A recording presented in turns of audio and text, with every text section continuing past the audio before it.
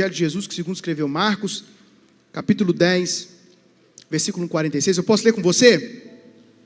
Sim? O texto vai dizer: então chegaram a Jericó. Quando Jesus e os seus discípulos, juntamente com uma grande multidão, estavam saindo da cidade, o filho de Timeu, Bartimeu, que era cego, estava sentado à beira do caminho pedindo esmolas. Quando ouviu que era Jesus de Nazaré, começou a gritar: Jesus, filho de Davi, tem misericórdia de mim. Muitos o repreendiam para que ficasse quieto, mas ele gritava ainda mais: filho de Davi, tem misericórdia de mim.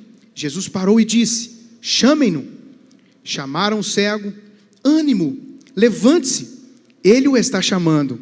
Lançando sua capa para o lado, deu um salto, pôs-se em pé e dirigiu-se a Jesus. O que você quer que eu faça? Perguntou-lhe Jesus. O cego respondeu: mestre, eu quero ver. Vá, disse Jesus, a sua fé o curou. Imediatamente ele recuperou a visão e seguiu Jesus pelo caminho. Pai, eu quero te agradecer por essa palavra, que ela seja uma semente em cada coração. Dessa forma eu tenho certeza que no tempo certo ela dará os seus frutos, em nome de Jesus, amém. O Mateus está chegando, para eu começar. Eu tenho que apresentar o Mateus hoje. Eu estava com vontade de falar isso. Enquanto isso, diga para alguém que está do seu lado: você está numa cara. Não diga, não ouvi, diga: você está numa cara que vai pagar meu jantar hoje? Ó, você viu como é que eles ficam empolgados? Rapidinho.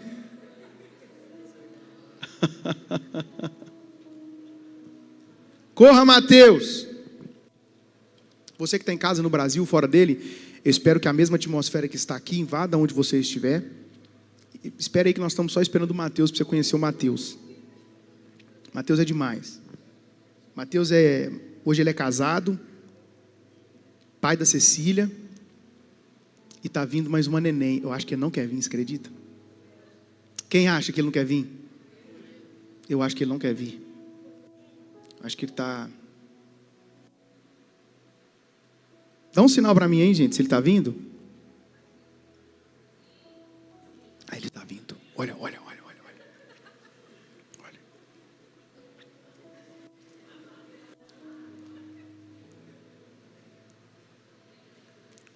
Ah, hoje é que ele já vem andando, olha lá. A expectativa. Esse é o Mateus.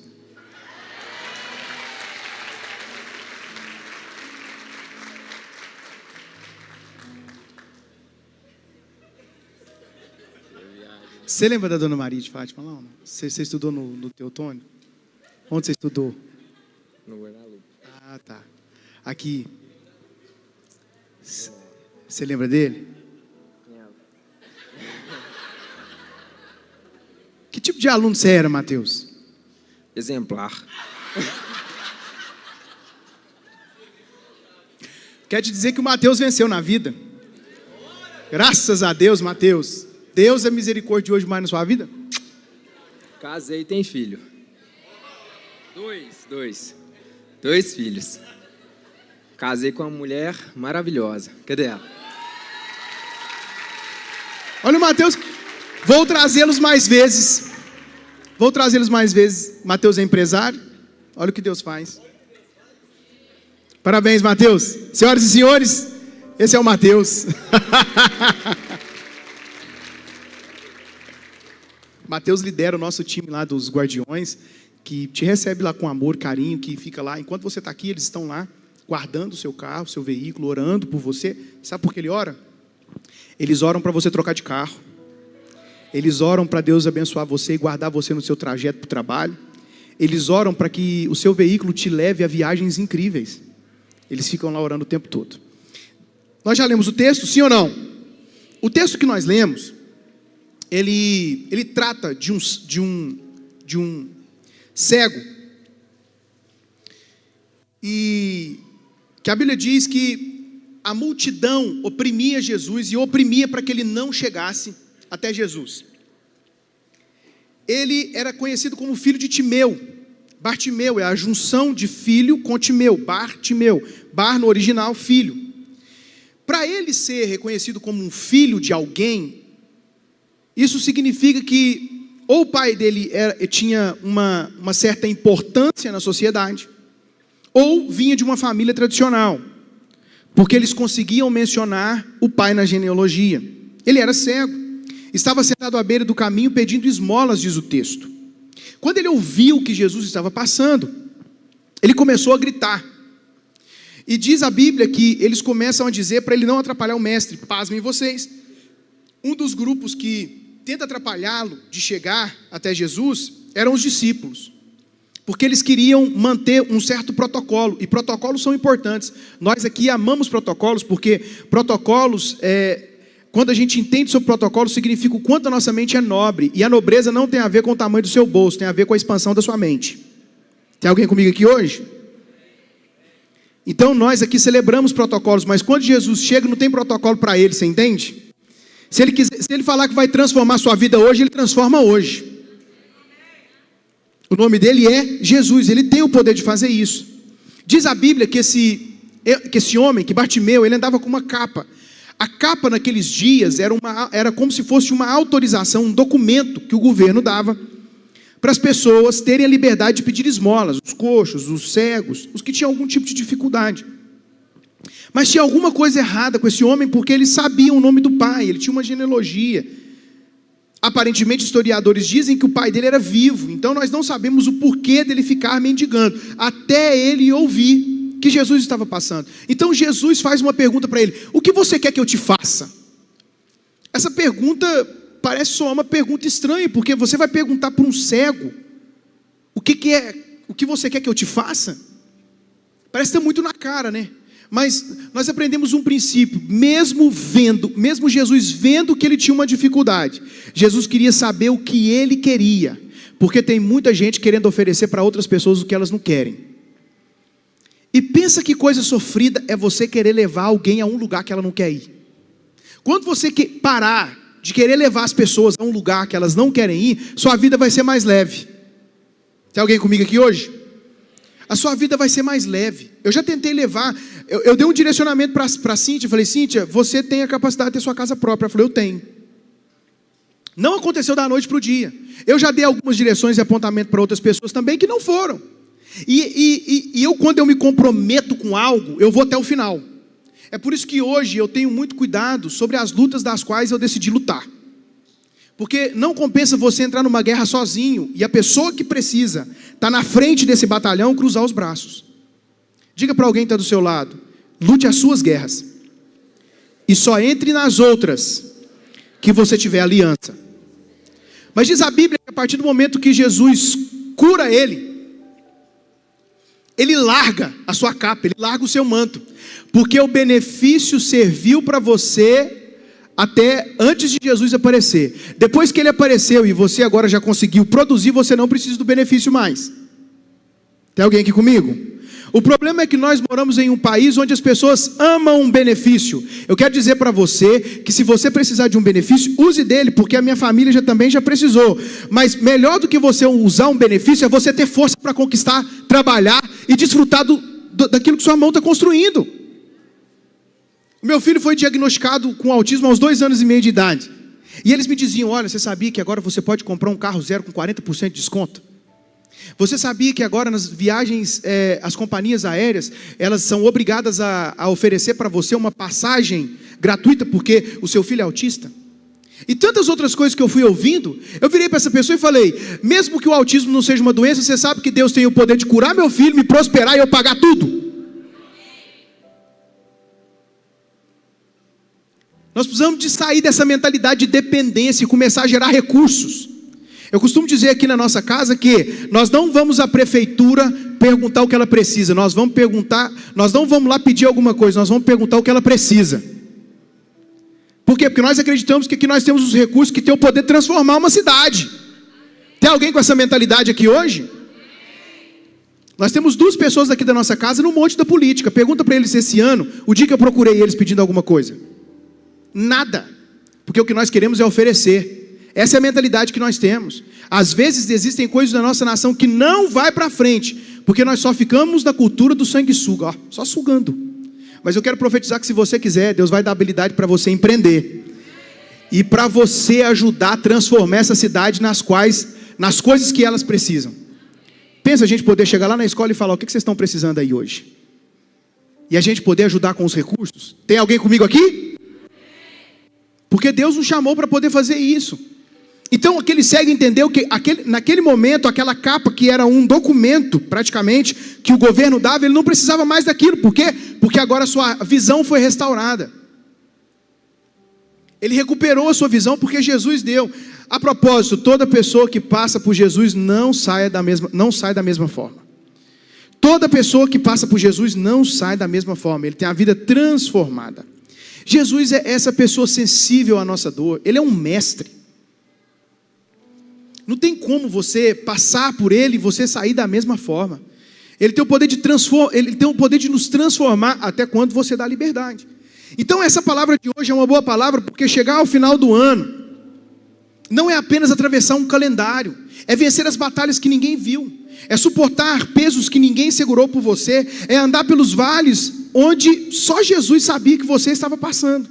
Alguns acham que você não chegaria, outros até apostaram que você não estaria aqui, às vezes com brincadeiras, que você não via maldade. Marina e eu, quando começamos a namorar, existem pessoas que fizeram uma aposta, que nós não iríamos para frente. Avisa lá que eu estou casado há 14 anos e já formei uma família. Avisa lá. Qual que é o nome disso? Vitória pela graça de Deus. Então segura essa palavra. Os que tentaram silenciar você, Deus está prestes a amplificar. Vou melhorar isso. O que tentaram silenciar em você, Deus está prestes a amplificar, vai reverberar. Lagoa da Prata vai saber. Se o seu empreendimento é grande demais, atende dores e propósitos, eu quero profetizar que você vai alcançar o Brasil. A dúvida das pessoas não determina o seu destino. Assim como tentaram calar Bartimeu, tentaram parar Jesus muitas vezes. A dúvida dos outros revela mais sobre a limitação deles do que sobre a promessa de Deus sobre você. Geralmente aquilo que apontam o dedo para falar sobre você são as coisas que estão dentro das pessoas que estão dizendo. Não é sobre você. Então você não precisa receber os presentes dos quais não pertencem a você.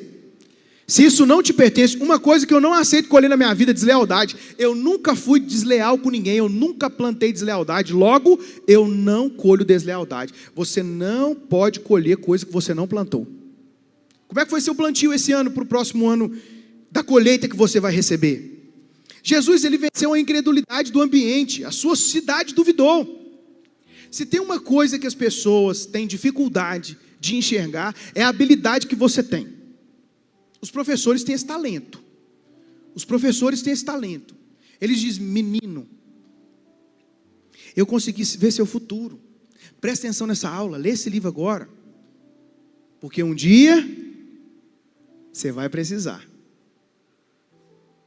Os professores têm essa habilidade, os mestres têm essa habilidade, os líderes têm essa habilidade, mas geralmente, o meio que você é formado, as pessoas não conseguem acreditar muito em você não.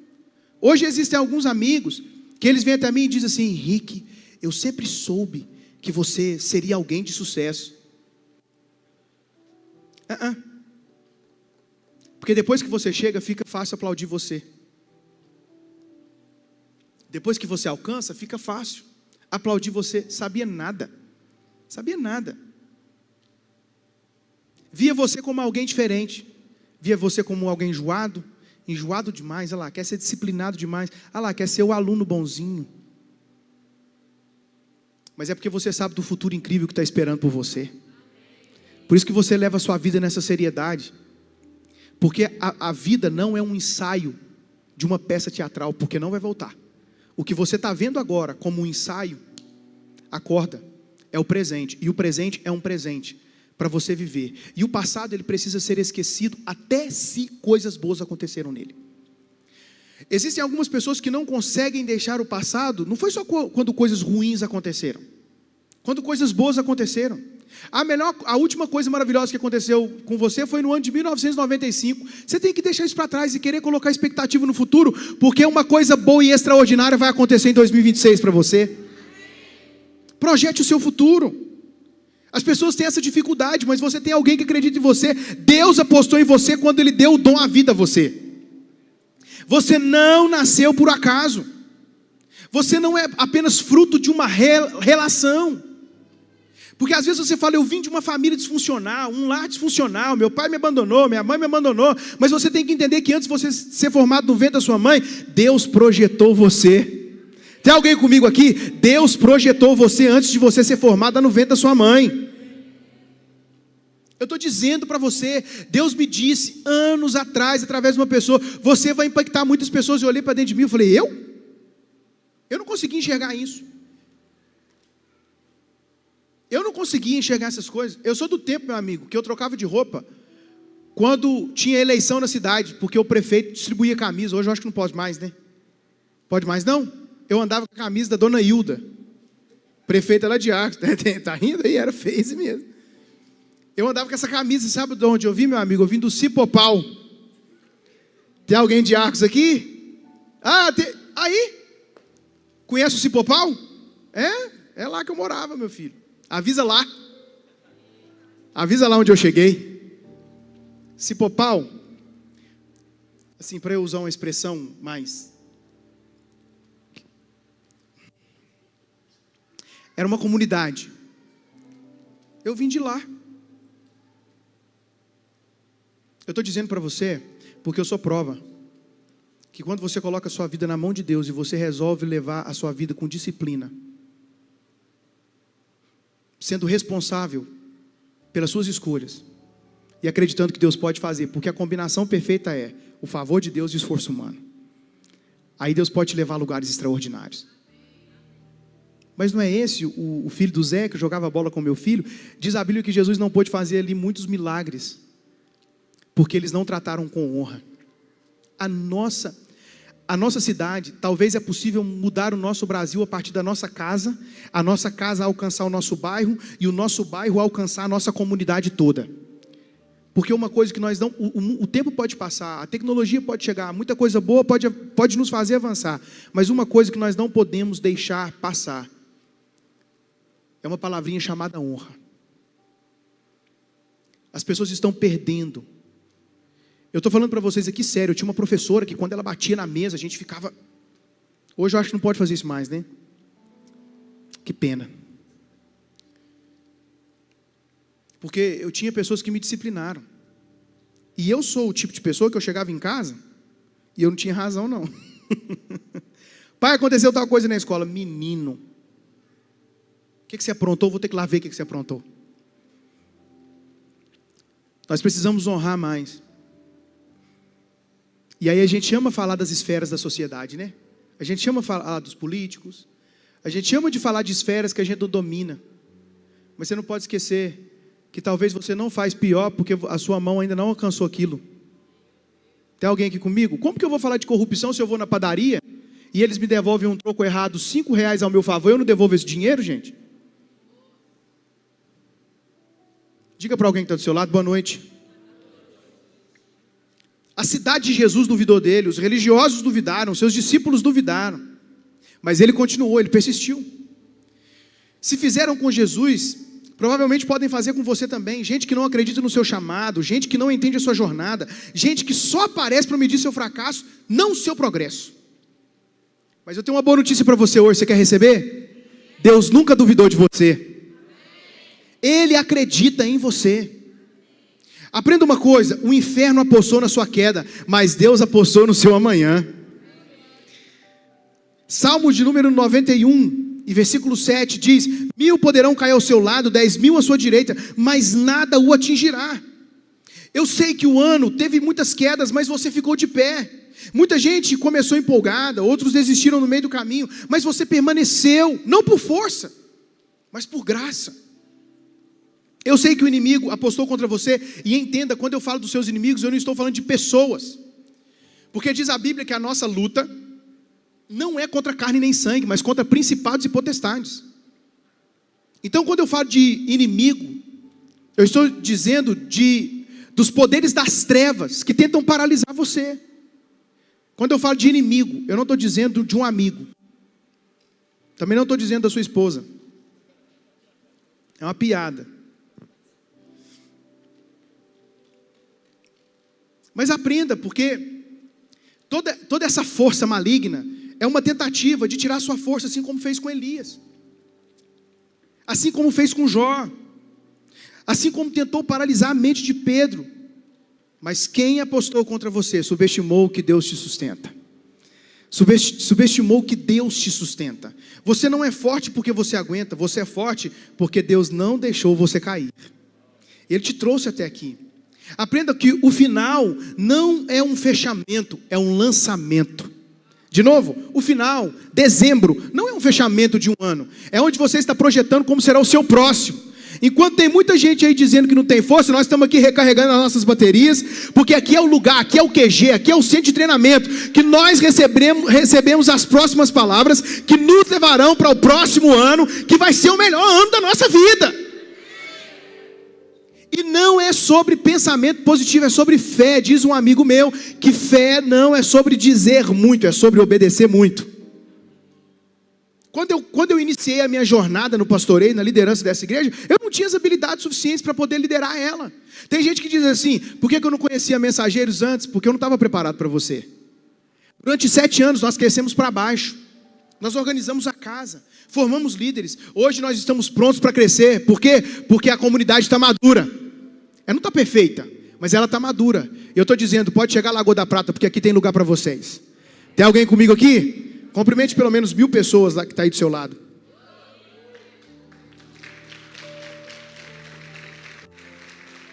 O início, ele pode ser igual para todos, mas o fim revela quem venceu. Foi o apóstolo Paulo, na sua primeira carta aos Coríntios, capítulo 9, versículo 24, que diz: vocês não sabem que de todos que correm no estádio apenas um ganha o prêmio? Corra de tal modo que alcancem o prêmio. A sua corrida tem que ser intencional. Tem gente que está amando a palavra performar hoje, porque você tem que performar, mas não existe performance se não tiver dieta, se não tiver treino, se não tiver objetivo. Porque aquele dia que você vai disputar o que você sonha, você só vai esboçar, você só vai ser aquilo que você foi todos os dias. Alguém para escalar uma montanha precisa se preparar para isso antes. Alguém para ser um mestre, ele precisa se dedicar antes a isso. Então você precisa correr a sua corrida com intencionalidade. Não soque como quem soca o ar. Não corra como quem corre sem objetivo.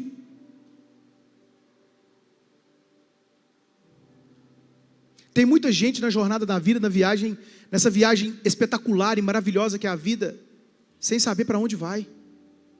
O presente que Deus te deu, que é a vida, você tem que aproveitar esse presente tão maravilhoso, porque esse dia não volta mais, porque essa oportunidade não volta mais. Muita gente começa com fogo, mas poucos terminam com fé. O que vai determinar o seu ano ser incrível, o próximo ano, não vai ser a emoção do dia 31. Eu não sei onde você vai passar, eu não sei o que você está pretendendo fazer. Eu vou passar aqui na igreja. Você vai para a praia? Alguém vai para a praia? Vai chover lá, viu? Eu encontrei um amigo, que ele foi passar a virada dele lá em Copacabana. E aí, como é que foi sua experiência lá, amigo? Ele falou: Henrique, não volto para a praia dia 31. Eu planejei uma coisa, eu demorei 3 horas para percorrer 3 quilômetros. Lembra disso, amor? 3 quilômetros, uma multidão, caiu um pé d'água, nós tivemos que ir embora. Então já estou te avisando, se você tiver ir para a praia, vai chover. Melhor lugar do Réveillon é na Mensageira, você vem para cá. Vitória não é ausência de luta, é perseverança. Presença de perseverança. Paulo terminou, José terminou, Neemias terminou. E você? Você vai terminar. Deus te trouxe até aqui, Deus trouxe você aqui hoje para te mostrar que o fim tem glória. E que o final não é apenas uma chegada, é um ponto de partida. A nossa casa espiritual não é um lugar que nós nos reunimos para estudarmos a Bíblia. É o lugar que nós nos reunimos para recebermos a direção, porque o nosso maior desafio é causar transformação social do lado de fora. Que coisa maravilhosa, nós temos milhares de pessoas aqui. Tem algo profético aqui hoje com a vinda de vocês. Vocês são quase 1000, né? É o que nós queremos ser. É o que nós queremos ser. Que diferença que nós vamos fazer para a nossa cidade? A propósito, a pergunta que nós devemos fazer como igreja é: se a Mensageiros deixar de existir hoje, amanhã a cidade vai lamentar a nossa partida? Essa é a pergunta que você tem que fazer para você hoje. E responda aí. Que diferença que você está fazendo? Porque eu tenho certeza que Deus te trouxe ao mundo para fazer diferença. Então o final não é um desfecho. É um testemunho. Jesus não foi um adendo. Foi a arquitetura do seu futuro. Quando Jesus chega, tudo é transformado. Evangelho de Jesus, segundo escreveu João, capítulo 5, vai dizer: eu sou a videira, vocês são os ramos. Se alguém permanecer em mim e eu nele, esse dará muito fruto, pois sem mim vocês não podem fazer coisa alguma. Foi Jesus que disse também, no evangelho dele, que o segundo escreveu João, no capítulo 3, no versículo 27, a isso João respondeu: uma pessoa só pode receber o que lhe é dado dos céus. Jesus não foi o enfeite da sua caminhada.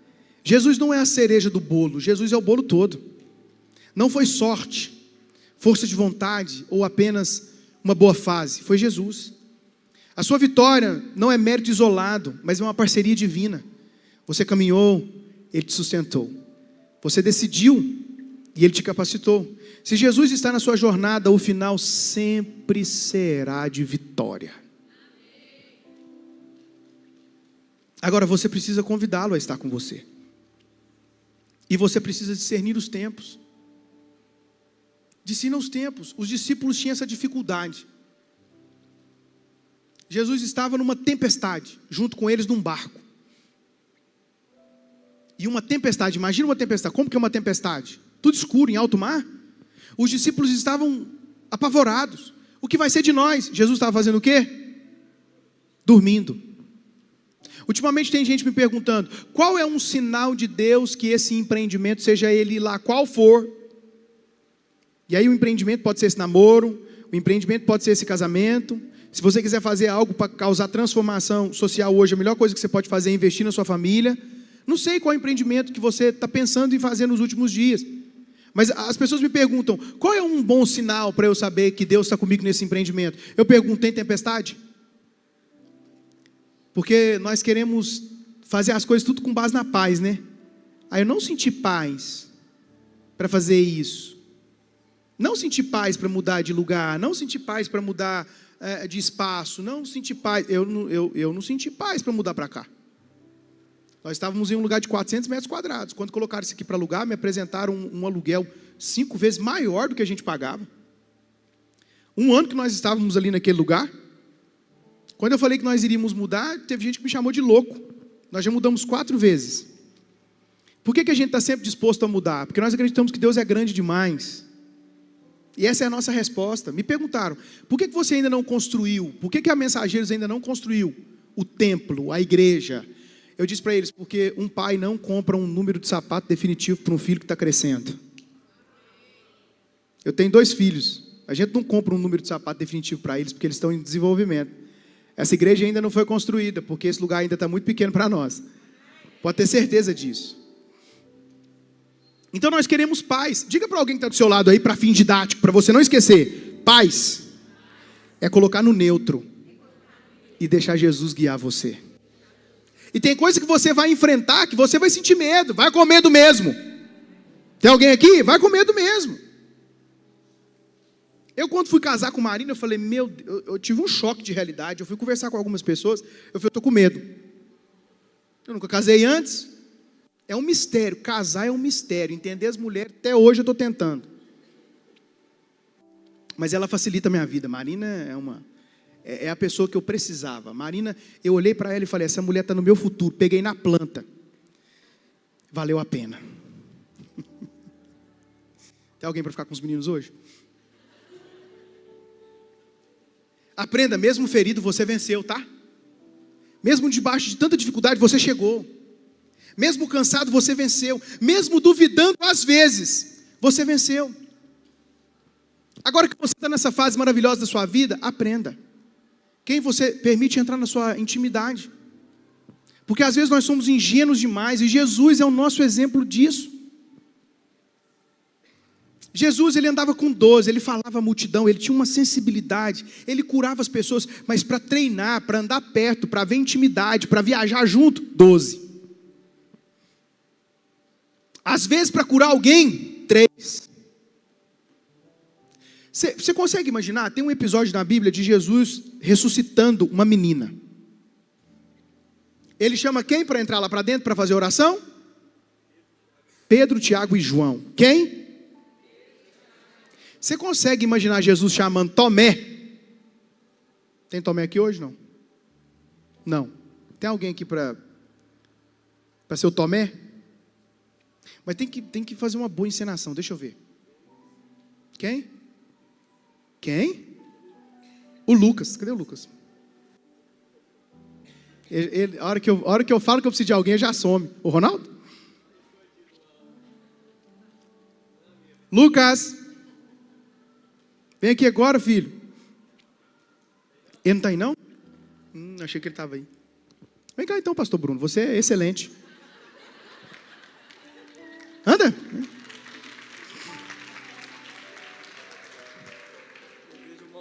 Você sabe quem que é? Você apontou e veio. Você sabe quem que é Tomé na Bíblia? Tomé é aquele que pediu para ver o quê? Os cravos assim na mão de Jesus. Eu quero ver suas mãos perfuradas. E nós acabamos rotulando Tomé por incredulidade. Ele chamou Tomé para entrar lá para ressuscitar a menina? Não. Você imagina Jesus orando e dizendo: menina, o seu corpo está gelado, mas o sangue vai voltar a circular.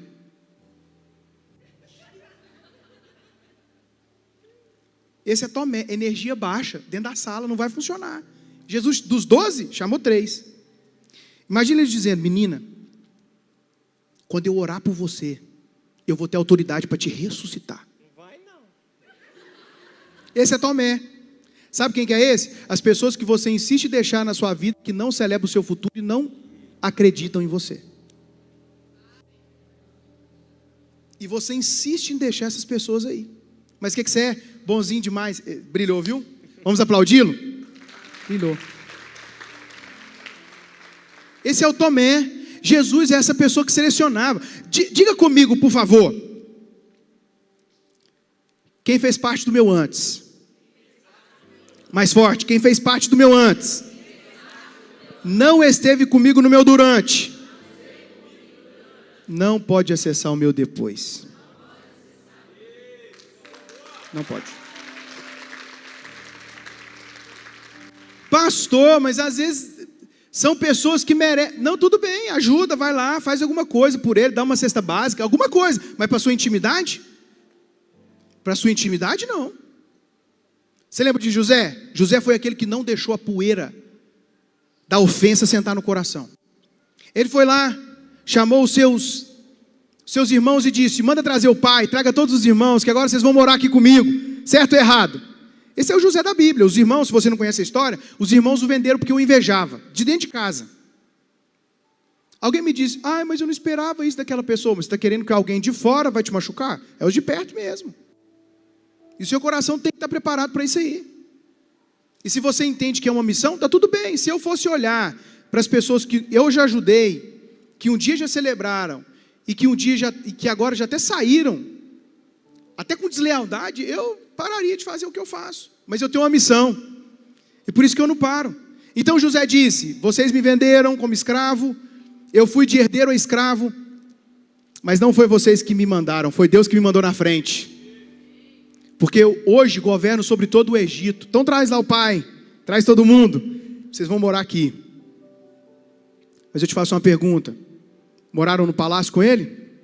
Terra de Gósen. Vou sustentar vocês lá. Por quê? Porque não é porque você tem um coração ruim, não.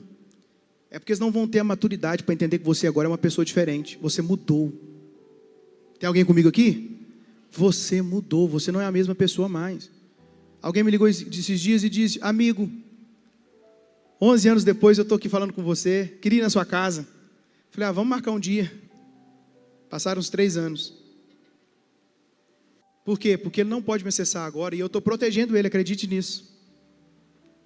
O nome disso é maturidade.